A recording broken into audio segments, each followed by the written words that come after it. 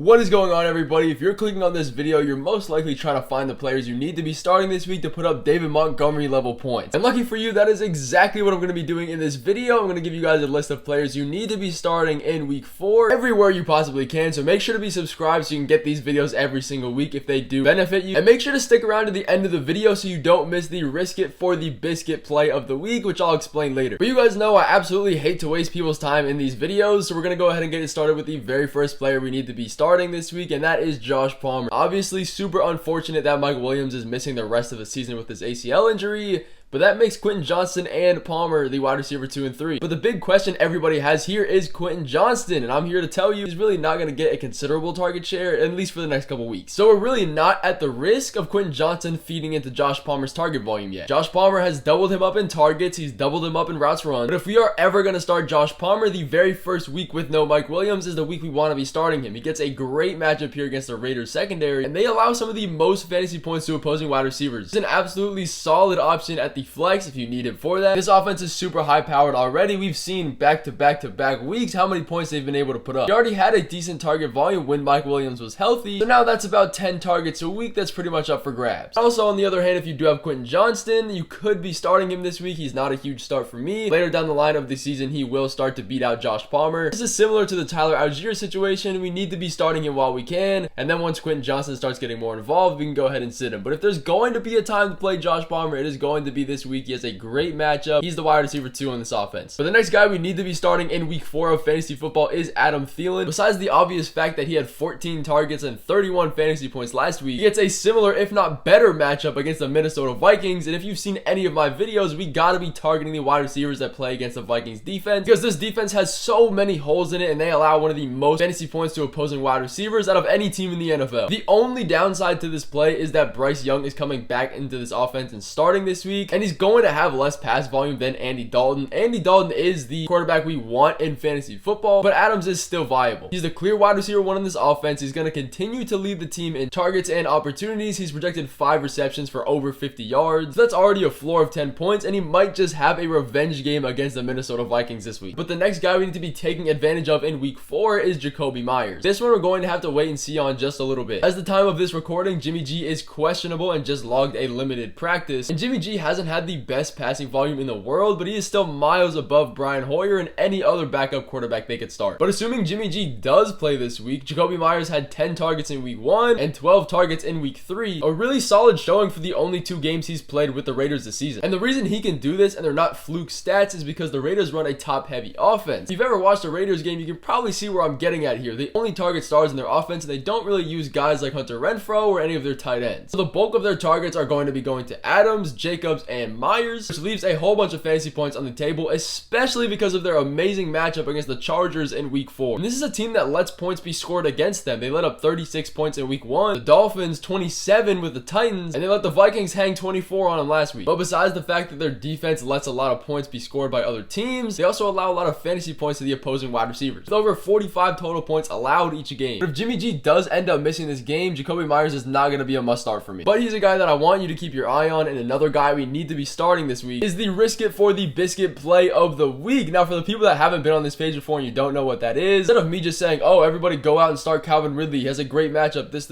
giving you actual advice for a real flex guy that you're not just going to be starting anyway. This is a guy that has a whole bunch of potential, in my opinion, that we need to be starting, but he's also on the lower end of talent that isn't an instant start. While I do think they're going to outperform the projections, they also carry a little bit more risk. The perfect place to be starting these players is if you're projected to lose by a decent amount. You can put them in and hope for a boom game, but either way, we got to be starting these guys, and that name is Javante Williams. Now, I am loving this matchup here against the Bears. If he's going to go off this season, this is going to be the game. Every single starting running back that's played against the Bears this season has scored a rushing touchdown, and we're going to hope for that trend to continue here. But besides the amazing matchup against the Bears defense, Javante has been increasing his snap share every single week. He's projected for his highest rushing yard total of the year, and he gets a decent involvement in the passing game, which gives him that much higher of a floor. Despite the fact that he could score his first touchdown of the year in this one, It's just an amazing matchup against a run funnel Bears team, and that is exactly why he is our risk it for the biscuit play of the week. We are looking to go 3-0 coming up this week. But I also want to throw a quarterback start in this week as well in case you need that, and that's going to be Matthew Stafford, a guy that is second in passing yards on the entire season, something I never would have expected so far with no Cooper Kupp. And despite 2 back-to-back games with 2 interceptions each, he's still averaged 14 fantasy points in those 2 weeks with 2 interceptions. And if you're throwing that many interceptions, that's a pretty high floor. This interception total is going to go down. If he were to continue throwing interceptions at this rate, he would have the most in the NFL ever. This is a super high-powered passing offense, which is good for Matt Stafford. Even Kyren Williams gets involved in the pass game a lot. But he's averaging 300 passing yards on the season. He's projected for just under 260 this week. In a matchup he gets against the Colts that a lot of teams have to pass on. The Colts defense has looked decent, but it's definitely a positive matchup for the quarterbacks. I could see a decent high-volume game for both of these teams. The Colts also rank pretty decently against opposing fantasy points for the quarterback position. So if you're looking for an alternative quarterback